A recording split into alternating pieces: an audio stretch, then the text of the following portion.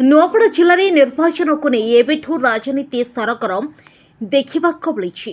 କାଲି ମନ୍ତ୍ରୀ ରାଜେନ୍ଦ୍ର ଢୋଲକିଆଙ୍କ ନାଁରେ ନୂଆପଡ଼ା ବିଜୁ ପରିବାର ଓ ବରିଷ୍ଠ ନେତୃବର୍ଗ ସାମ୍ବାଦିକ ସମ୍ମିଳନୀ କରି ଦୁର୍ନୀତିର ସାଂଘାତିକ ଅଭିଯୋଗ କରିବା ପରେ ଆଜି ମନ୍ତ୍ରୀ ଢୋଲକିଆ କମନାଠାରେ ମହିଳା ସମାବେଶ କରି ନିଜର ପତିଆରା ଜାହିର କରିଛନ୍ତି।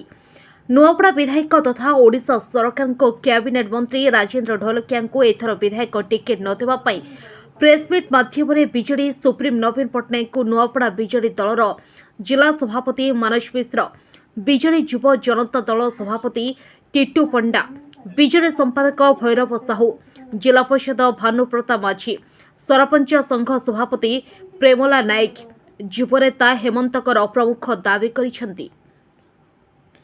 ଏପଟେ କମନା ବ୍ଲକ କଲ୍ୟାଣ ମଣ୍ଡପଠାରେ ମନ୍ତ୍ରୀ ଢୋଲକିଆଙ୍କ ସଭାମଞ୍ଚରେ ବିଜେଡି ଦଳର ନିର୍ବାଚିତ ପ୍ରତିନିଧି ଜିଲ୍ଲା ପରିଷଦ ସଭ୍ୟ ଅବନୀ ଯୋଶୀ, ମୁରଲୀ ଭୋଇ, ବ୍ଲକ ଚେୟାରମ୍ୟାନ୍ ଅନୁସୂୟା କୁମ୍ଭାର, ଭାଇସ୍ ଚେୟାରମ୍ୟାନ୍ ଜୟଦେବ ପ୍ରଧାନ, ପୂର୍ବତନ ଜିଲ୍ଲା ପରିଷଦ ନମିତା ପ୍ରଧାନ, ସରପଞ୍ଚ କାଳିଆ ପ୍ରଧାନ, ସମିତି ସସ୍ମିତା ଗଡ଼ାତିଆ ତଥା ବରିଷ୍ଠ କାର୍ଯ୍ୟକର୍ତ୍ତା ମୁରଲୀ ପାଢ଼ୀ, ବୀର ପ୍ରଧାନ, ସଞ୍ଜୟ ପ୍ରଧାନ, ଅଜୟ ଗହିର, ନୀଳ ଭୋଇ ପ୍ରମୁଖ ମଞ୍ଚାସୀନ ଥିବା ଦେଖିବାକୁ ମିଳିଥିଲା।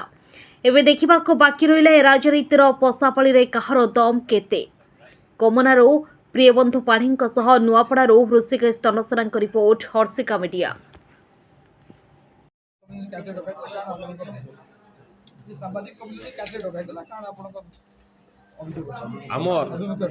आमर कथा है आम नुआपड़ार जेन स्वाभिमान अच्छे ताके बचावा लगी आमर दल के बचावा लगी आमर बिजु जनता दल जेन आदर्श नीति आदर्श बिजु बाबू नीति आदर्श के बचावा लगी आम आज प्रेस कॉन्फ्रेंस करूँ एवं आगामी दिन रे मध्य माननीय मंत्री जहाँ भ्रष्टाचार करुछन दुर्नीति करुछन तार विरुद्ध रे आम लड़वा लगी आग भरी समस्ते बाहरी।